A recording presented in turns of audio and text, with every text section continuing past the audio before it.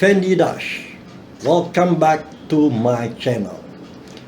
Military Strategies in Daily Life number 6, Chapter 6, Extraction from Sun Tzu, The Art of War, Chapter 6, Fortitude and Frailty.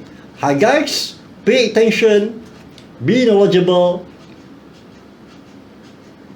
share this knowledge and subscribe to this channel. Alright, let's go. Fendi Dash. Alright, okay, we start now, yeah? Okay. The pressure of being a great leader. Alright, being a great leader, of course, you possess the highest pressure among your friends. When they listen, onto the shoulder of mighty warlord are not understood by lesser man. He is misunderstood and his authority is absolute and heaven has smiled on him. He may be considered mad. It is true his belief in himself. Without the support of others to lead on, then he finally does not attain greatness. Nothing is able to receive him and everything rushes to do his bidding. Because of his belief in this knowledge, he continues on his quest and does not stop. Alright, that is also why heaven must eventually give way. Heaven provides for all of the flowing when the warlord has properly considered his action. When the warlord is prepared to battle, listen, yeah? He is first into arena of combat and does not shrink because of fear or doubt. Alright, his fortitude is fit and his fighting. He will be done if easy if he understands the way to achieve his goal.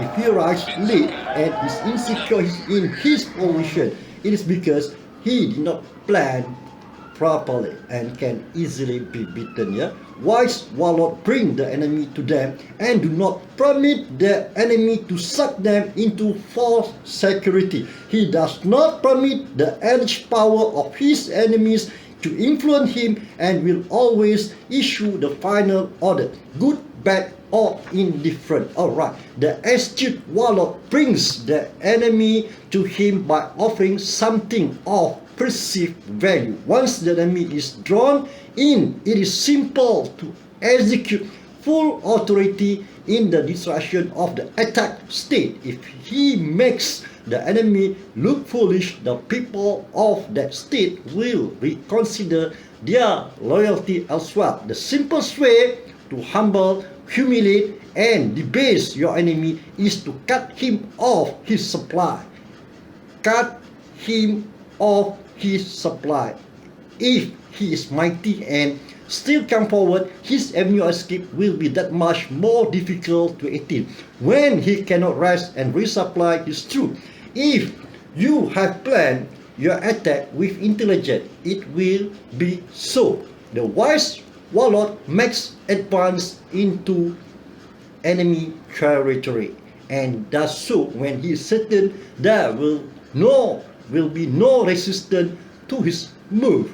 He does not seek to tire his own troops. Deception and subterfuge are essential ingredients to a successful campaign. He appears when the enemy does not expect him. He offers things that are of no value to him, regardless of effort, even if it includes sacrificing men. He defends what he should by not permitting the enemy to enter into his camp. The warlord of conscious skill never leaves traces of where he has been. Alright, when the warlord does not wish to enter into battle, when warlord does not wish, he suggests a ground where the enemy cannot follow with easy. Alright, when the enemy must protect many places at the same time, he will inevitably leave some of them unmanned and weak unless he is exceptionally powerful, in which case the alert warlord will recognize it and consider additional planning to combat. Alright, the enemy must be attacked in such manner as to force uneven distribution of his troops. In that way, the enemy can be divided and conquered with ease. When the enemy is confused by the initial attack, he will be weak. If the dispersion of his troops was forced by the warlord's correct action, if the enemy prepares for an attack to his front, his rear will be weak. If he prepares his mountain troop, when his allied troop will be weak, preserving this. Alright, the warlord considers the strategies being used by the enemy and understand an importance of resolve in it. First, try. A large force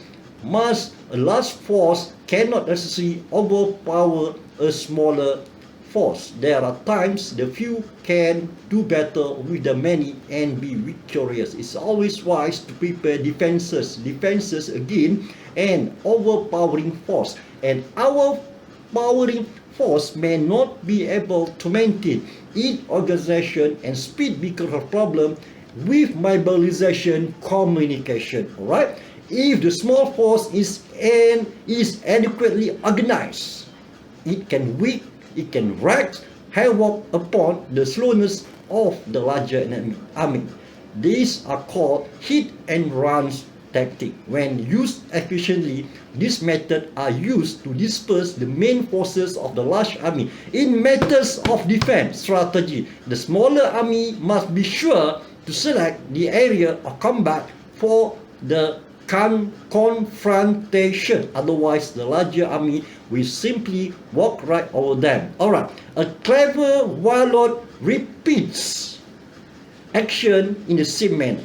Variation, alright? Variation, yeah? Okay. Variation in the universe are infinite. And so are the methods to be used in the action. In time, a repeated strategy will be learned by opposition and they will be able to prepare defenses against it.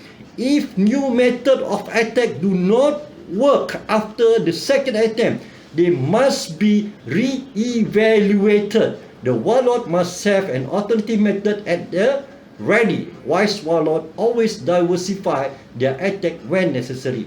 In war, there are no constant.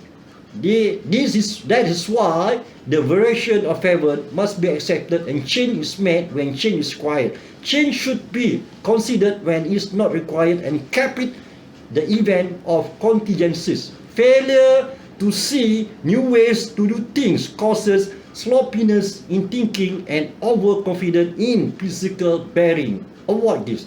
In all things, there is change in the season, in the days, in the shape of the moon, and in fortune of men. Gain victory with courage and protect your empire with changes in attitude and constant study to further develop your own desire. The virtuous warlord recognize the truth and acts on it. Alright, that's it.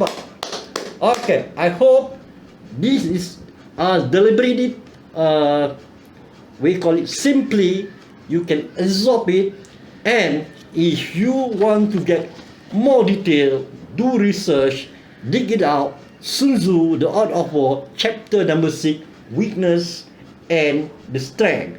Okay, but here I put it under fortitude and piety. Okay, guys, until here, have a good day. Share this knowledge and subscribe this channel. Okay, bye.